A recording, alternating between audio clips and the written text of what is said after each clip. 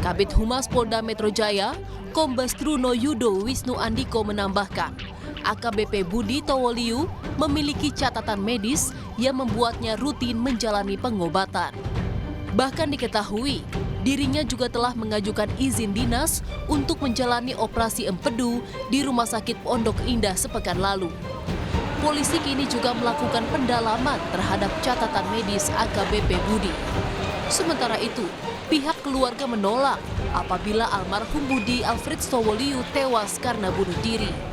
Keluarga menyebut tidak ada indikasi almarhum akan melakukan bunuh diri. Dari pihak keluarga kalau dituduh bunuh diri itu kami menolak, sangat menolak. Kenapa?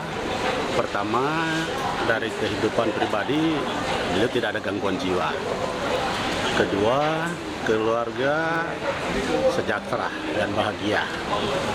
Karena selain istrinya juga bukan ibu rumah tangga, tapi dia juga berusaha. Anaknya sekarang di Akpol, anak nomor 1. Nah, dari sisi kesejahteraan itu kan tidak mungkin kalau masalah ekonomi. Gitu.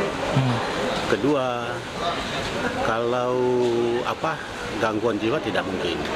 Karena dia sekarang dapat tugas baru Kasat Narkoba Polres Jakarta Timur. Sementara itu, karangan bunga ucapan duka terlihat di rumah AKBP Budi Towoliu.